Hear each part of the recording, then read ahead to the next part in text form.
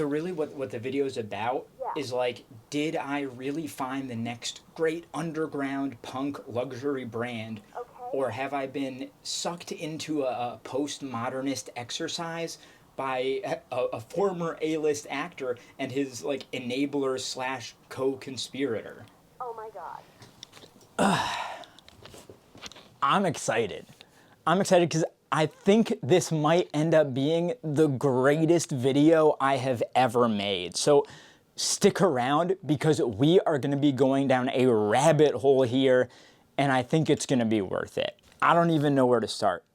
I guess I'll just say I was recently talking with a longtime viewer and colleague of mine, and he asked me who I thought was going to be the next big resale brand. Like, not just somebody popular, but a brand that people collect and then resell for like more than they paid for it. They're trying to flip it.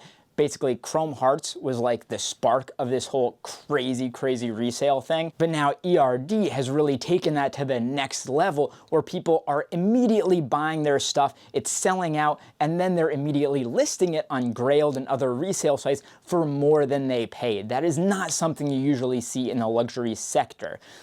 And when he asked me this, I thought, no, I don't think there is one. I think Chrome Hearts, ERD, like they're the big ones. I don't know, maybe Gallery Department was coming up, but even then I didn't foresee people selling that for more than it was worth. But I think I found the next great brand in this lane, the big resale brand that people are gonna go nuts for while also fitting really well into this style that I have, that probably a lot of you have, this crazy underground punk edgy thing.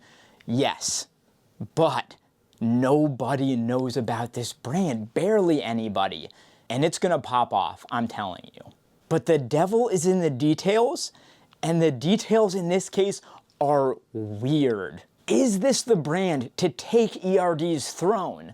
Or am I being duped by a famous face and a cunning co-conspirator?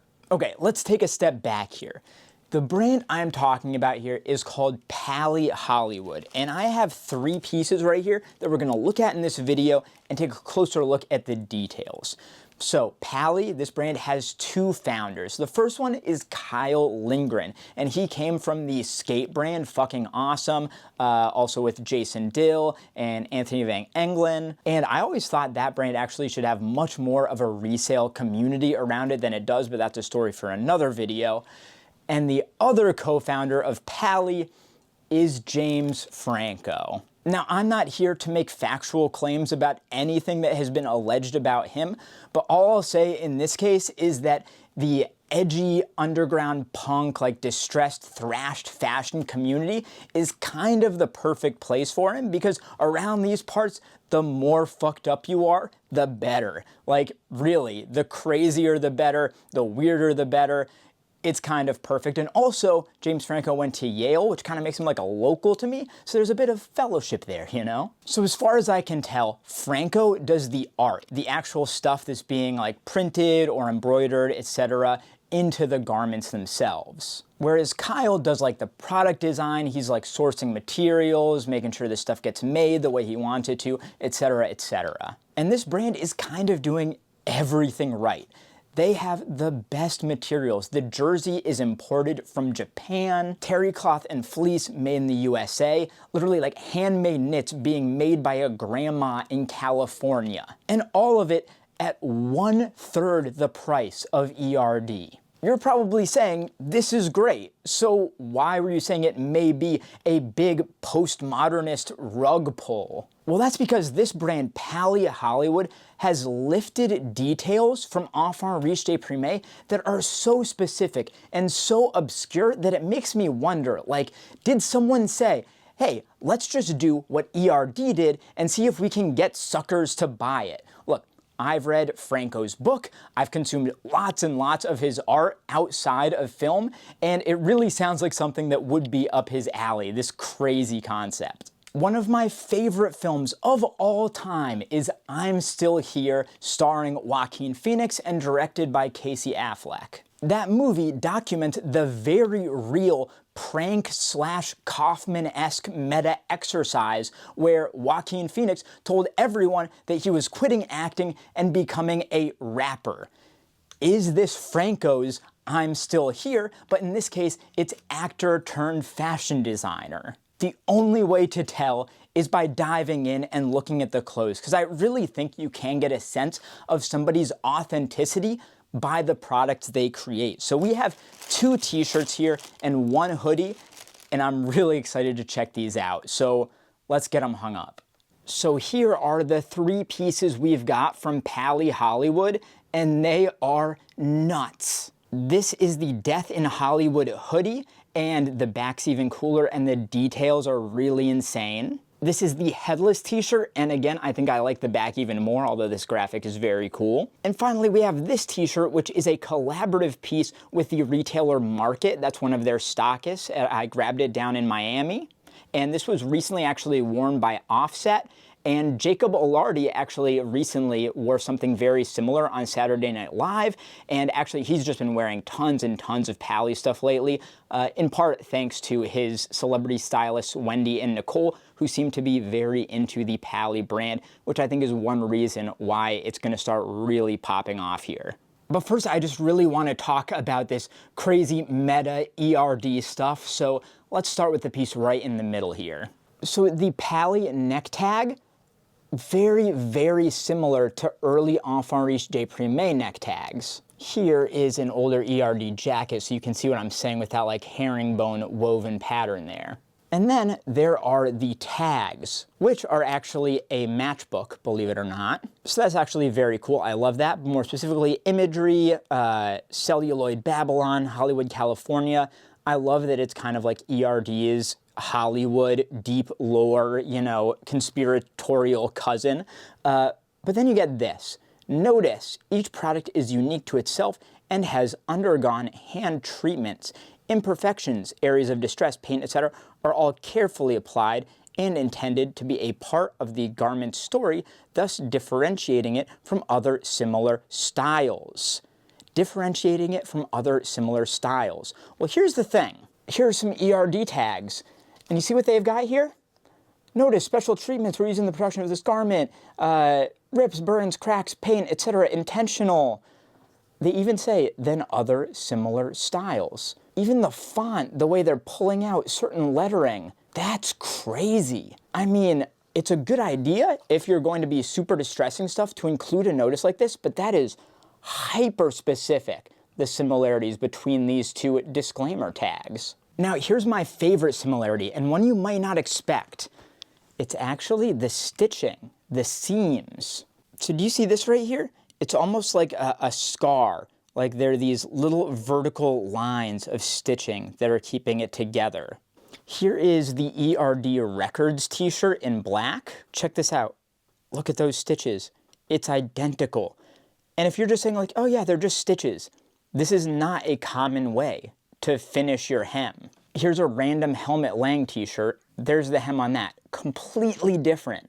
So I think there was some clear market research done here and some very specific details that Pali thought was a good idea that they lifted from ERD. But is that a bad thing when you've got so much good here? First of all, let's check this out. The material, insane. It's like the best of the best early ERD paper thin stuff. You can see my finger through that right there. Sick ribbing right here. The tags are so much better than ERD from a collector's perspective. You get so much detail. This is a woven tag right here, a nice little rose. Sizing, fuck the rest. Pali, 100% cotton, etc., etc. This is just so much easier to legit check and tell things from season to season than whatever weirdness ERD does with the crazy differences from supplier to supplier and season to season. Way better care tags. The hoodie is some incredible, like heavyweight, really crazy, almost like corduroy on the inside, which feels so sick. And now let's look at some specific details, the Franco side of things, because this is James Franco's art here. First off, this one, you get some nice branding, nice cutout collage style art, and kind of like creepy, fucked up scribbles. But the back of this one is so sick. I love this at the back. Headless body and topless bar, big all caps, red text. And then this image right here, stars over the breast, so dope. And this really, really reminds me of the best early ERD stuff, but again, with a Hollywood touch. And how about this hoodie right here? This one has some of my favorite details of the entire bunch. So the front is fairly unassuming. You get some embroidery this time, very nice embroidery, a death in Hollywood kind of on a street sign. I really love that layout. It's very striking to me. Elements of distressing here, big kangaroo pocket, and there's a great cut to this as well, which we'll look at later. But check this out. This I loved as soon as I saw it. So you've got regular like grommet here, but then look at this. The other side, this is the metal part from a Bic lighter that they've used as a little bit of embellishment on the hoodie itself. So I love that. And then the back is so sick. So you've got a Hollywood across the back. This is like very fucking awesome in a lot of ways, which is not a bad thing. And then you get this really, really nice patch here, which is, this is paint right here going over the patch. And then you get this original Franco art. Again, all of these scribbles. It's really like if James Franco did a weirdo Hollywood ERD, and that's a good thing. And finally, let's look at the collaborative market t-shirt that Offset wore.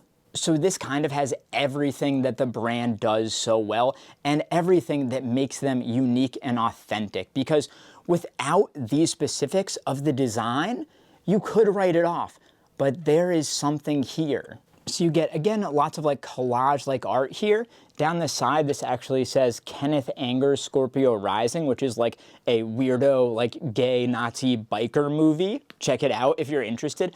But also you get some of what makes them unique again, which is this bedazzling. This is something that they really like doing. So at the front, this was for Art Basel for Market in Miami. So you've got Basel, Pali, the brand name in Miami. Very cool. And then at the back, you get a bunch of really interesting stuff. Napoleon, you get Market, that's the brand logo. Ladies Boutique, lots of like cutout photos. But again, I love this bedazzling because this goes to the specific authenticity of this brand. Jimmy, Dennis, Natalie, right? I'm guessing James Dean, like Dennis Hopper, Natalie Wood. It's going back to the Hollywood origins here. I feel like these pieces make me feel like a character in Under the Silver Lake, that Andrew Garfield movie directed by the director of It Follows, about like crazy Hollywood deep, you know, conspiracies. There is depth to this, and there's thought being put into this, and there is a kind of history of Hollywood misbehavior that this is slotting into really, really well. And before we try these on, I want to circle back to where we started in this video, which is the resale market, and me saying this is going to be the next great resale brand. Why do I say that? Well, these pieces are incredibly limited, really limited, unlike ERD, which at this point I think makes tons of stuff, but pretends they're still limited. They really only make like 100 of these at a time. And the prices for a lot of these, they're going to be in like the $250 to $350 range, which these are going to resell for more than that if this brand goes where I think it is. They even number some of them, like this one is 26 out of 100, hand numbered. And that helps a lot with like provenance and stuff at the resale market. You know who's owned 26, and if you see it pop up again, you can figure out, did that sell previously, or is this a dupe? Because again, I think this brand will start getting duped. And like $575 for this hoodie, I'm telling you, in 1 to 2 years, these are going to be reselling for 3 times as much, and they're going to be charging at retail probably 50 to 100% more. The prices on this stuff is going to go up like crazy, so I'm getting in at the ground floor here. It's not all about resale value, but listen, having some investment in these pieces makes me care about them more and appreciate them more. Now, the final piece of this puzzle is to try them on. Because first, we need to know how they look. We need to know how they feel, how they fit, what the cuts are like. We know we like the graphics, the designs, the art, the materials, but this is the last piece. But we can't just wear these alone. We need stuff to wear them with. So what are we going to be pairing these with? Well, first, I think we need a piece of outerwear. And for that, I'm going to do this vintage leather aviator coat that, you know, this has a lot of hand-done art by James Franco, whereas this has my hand-painted art that I put on this jacket. So I think that's gonna work perfectly. For bottoms, we're gonna do this super distressed pair of vintage Big E Levi's. And then we've been talking about ERD a good bit in this video, just because, you know, I talk about ERD a lot. So why not finish it off with the Adolescent Sneakers by Enfants Riches Deprimes. Let's see what the fuck happens then. I'm so excited. Okay, first off, the jewelry is a mix of chrome hearts and ERD, but the first step beyond that is to get the jeans on, so let's throw on these Levi's. I really do love the fit and cut of these, and the distressing is just like perfect at those knees. By the way, the belt here is the Japanese brand Attachment. And then before we get to the Pali stuff, you know, the main event, let's throw on these shoes. These are the Enfants Riches Deprimes adolescent sneakers, which were the ones that they did themselves in-house once they ended the Vans collaboration, which was a really good idea because Vans is way, way, way too low quality in their stuff to be associated with ERD, in my opinion. All right, but now we get to the good stuff. First, let's start with the headless t-shirt. This is one of my favorites from a graphic perspective, but even more important than the graphics, because we've seen that already, we need to talk about the feel and the fit of these. Because here, it is incredibly different from ERD. They are going their own way here with the cut of these garments. Obviously, the material and construction is very similar, but they're going for a very wide and cropped fit here, which I adore. I don't know if you saw the movie Bones and All recently, but the costume designer in that movie, I feel like really would have liked the cut of these Pali pieces. It just feels like a slice of Americana, where ERD is going for a little bit of this like old school, I don't know, Euro punk thing. This is like pure 70s America, Larry Clark, Tulsa, Oklahoma shit. There's elements of heavy distressing here, holes and rips and things like that, which obviously I'm a fan of. And this one is tagged a size small, so very wide for a small, a little bit cropped, and the feel is fantastic. You can also see it once I put on the aviator coat. I think it works really well here as an underpiece. And then throwing on these Terry Lassery ERD sunglasses in the pink really makes the brand print pop as well. But now let's move on to the Market collab t-shirt from Art Basel. And this one is a lot more intense. There's a lot more going on graphically. It's a bit more collagey, scribbly all over the place. Of course, the rhinestones add an additional element of pop here. And this one is tagged a size medium. So basically, as you get up in the sizes, going up and up, it seems like it's the wideness that is increasing. It's still got a cropped fit, but the body gets wider and the neckline gets a little bit more open. And it really just depends on what you're going for here, because I could see either of these working for me. For most brands, I wear a size small, but I like the fact that you could experiment with your sizing with Pali Hollywood stuff and have some fun with it and not just be completely drowning in it. Like, I like that the crop stays as you size up, and it's really width that they're playing with. I think that's very uncommon and very cool. The material is quite similar here, and the feel is similarly great. This Japanese jersey that they're using, the paper thin stuff, is just like as good as it gets. I don't think there's a better t-shirt that you could make from a material perspective. And finally, let's throw on the Death in Hollywood hoodie in black. This one feels the most Jacob Elordi to me. He's been wearing their stuff all the time, whether it's shirts, hoodies, accessories, the hats, which we'll talk about the hats someday. I'm very excited to get into that. But this one, it's quite different from the t-shirts. They have a different vibe to this. It's got a little bit of like an upside down triangle fit, which I really like. Some of the older ERD hoodies had a similar fit to this, where you've got kind of broad shoulders, dropped shoulders, but then it comes inwards towards the waist where it's grabbing you more tight. And again, there is a crop to this as well. And this one is tagged a small medium. So they're doing like combined sizes for the hoodies, where you've got, I think, one size is small medium and the other size is large extra large. And the inside of this hoodie, remember we saw it's almost like a corduroy. I really like it. It feels very nice. It feels very high quality. And I personally, I would say even prefer this to the terry cloth that brands like ERD use. And this one I can really see being all purpose. It could fit with a wide variety of pieces, and the graphic, it's a bit more a streetwear.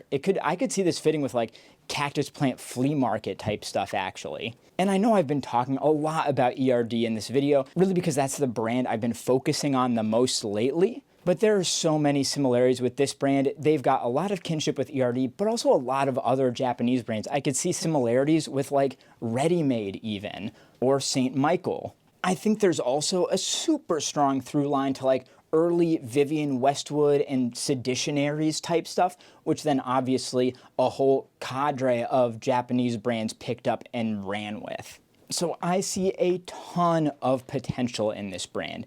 They're doing incredibly well right off the bat with their t-shirts, hoodies, knits, hats, things like that. And going forward, what I'm hoping to see is additional forays into the legit fashion realm. I want to see other accessories, elements of styling. I want to see bottoms coming out, maybe more tailored pieces. I want to see the full breadth of what this brand is able to do because I think they're starting so incredibly strong. And circling back to ERD and that original question, like, do I think through this brand I am being duped by an A-list actor and his co-conspirator Kyle? No, I don't think so. I do feel authenticity and a genuine appreciation for the craft and the material and the designs through these pieces. And I feel an original voice as well, especially after seeing how unique these cuts are. So what about the weird lifted elements around the edges from ERD? I think it does make some sense. Like they looked around this space that they were trying to break into and they said, who's doing it best? And right now that's ERD. So they lifted elements of that and other brands, you know, like St. Michael. And if you're doing similar things or better things than those brands, then that means you're actually doing really well. So I think it's just kind of smart business strategy, smart branding, and a smart way for them to get the brand off the ground and do it in the best, most resonant way possible. So I'm excited here. Hopefully we'll be covering them more in the future, so stay tuned and let's see where this brand goes. That's the video. Thank you for watching. I don't know, go outside, have some fun, listen to Quicksand. That's what I'm vibing today, and that's what you should be vibing too. Get subscribed, like this video, comment, do all that stuff that helps me in the YouTube algorithm, and let me know what you thought about this video, what you think about Pali Hollywood. I'm so curious to get your thoughts because I really am high on this brand, and I want to know if you are too. Thanks, guys. See you next time.